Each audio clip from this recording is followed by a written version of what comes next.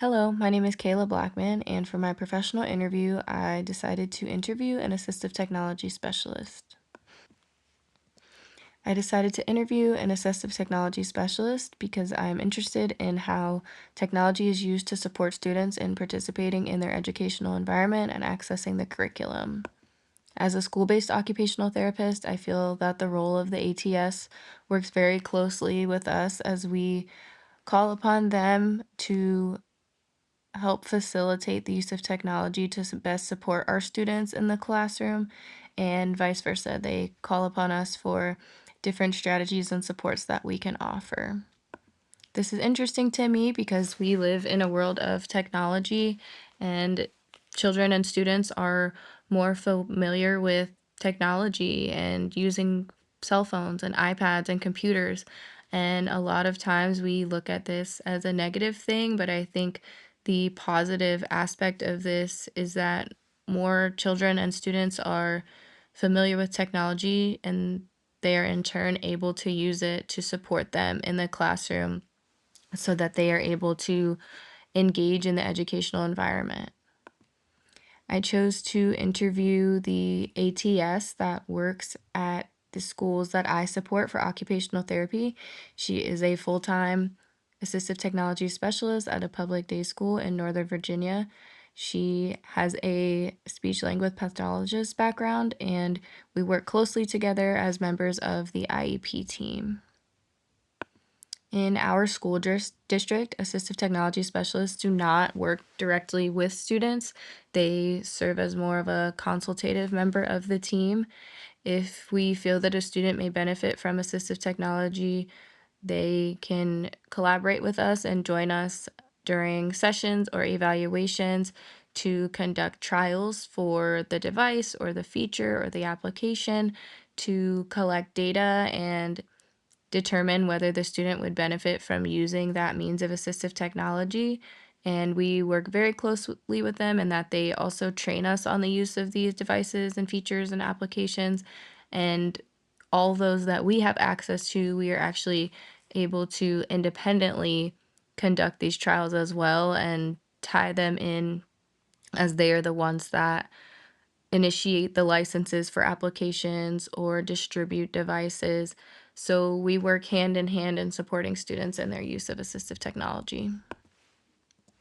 As I work closely with this ATS, we spend a lot of our collaboration and discussions talking about specific students or the specific schools that we service. So in this interview, I wanted to take a deeper dive into the main role of the assistive technology specialist and all of the things that they support, not just the students that we support in collaboration. Some of the information that was new to me was in regards to the use of AAC devices, and she shared some very interesting statistics, and one of which talked about the amount of opportunities that a student needs to be using their AAC device, and that is around 200 opportunities to communicate using that device a day so that they can become familiar and efficiently use their AAC device. And I think that this was a great explanation as to why we should be continuously offering several opportunities of exposure to communication and modeling the use of the devices and allowing them to use their AAC devices as much as possible throughout the day.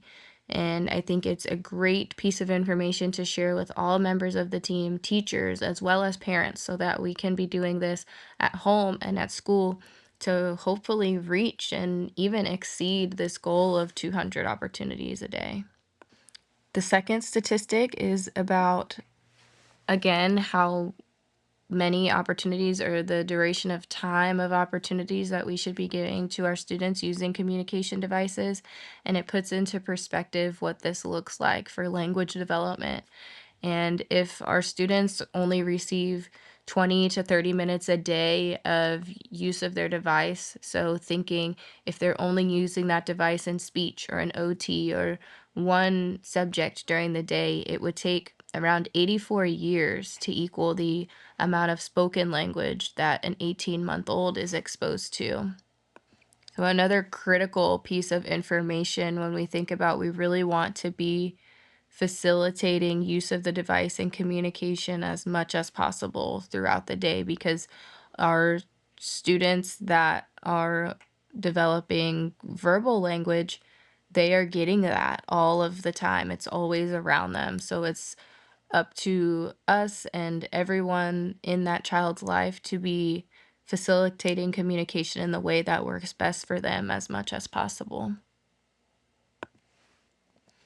The ATS gave me some great reminders, and one of the things that I was familiar with, but it was great to really hear again, was thinking about that there is much more to language than requests. And a lot of times when we initiate the use of AAC, we use requests as a means to promote communication. But I think it's a very important, and something that she pointed out is that there are other ways to communicate, like making comments and asking questions, protesting, telling stories, and gaining attention, that we can also be prompting our students to use their device for these different types of communication in addition to requests. While requests are very important, we want to make sure that we teach and model and allow opportunities for all of the different types of communication. The second great reminder is that AAC use does not stunt verbal language. A lot of teachers ask this, a lot of parents ask this. Um, if my child starts using this AAC device to communicate, will they never speak? And the research that the ATS shared is that it actually says the opposite, that the AAC device use can help facilitate verbal communication and verbal language.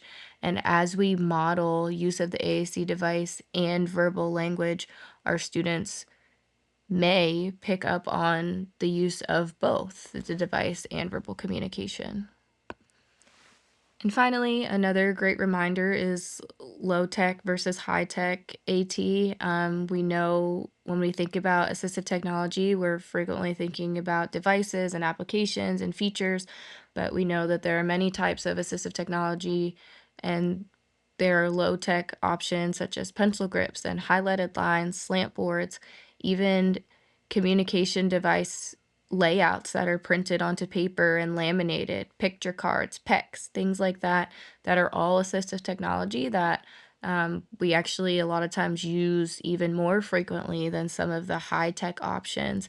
So just remembering that is great, that so that we are reminded to put these assistive technology, whether it be low tech or high tech, that we put this information into IEPs and so make everybody aware on the team so that these supports continue to follow the student wherever they go into their academic environment.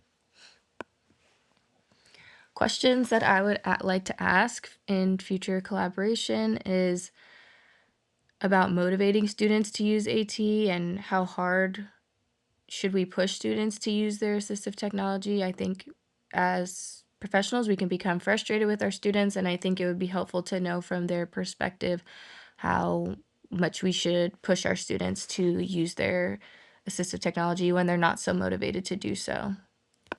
I'd like to know what else exists in terms of AAC applications and devices outside of what we generally use at our school district. Um, they often say there are other things out there, we just don't have them in our school district. So it would be interesting to know what some of those other devices and features are. And finally, next time I would like to dive deeper into comparing the role of an ATS and the role of a speech language pathologist, specifically for this individual who has experience in both areas, and where they see the connections and where they see the differences. And also comparing it to the role of an occupational therapist and seeing the similarities and differences. In reflection, I look forward to further collaboration with the assistive technology specialist, and I really grew in appreciation for the value of the IEP team and interdisciplinary collaboration, and seeing how all members of the team are very important. And it made me think further about how we can facilitate opportunities to collaborate with other disciplines and how that can be a critical piece of best supporting our students. And finally, I thought more about the consultative role of occupational therapy and how we can use this to support students. Thank you.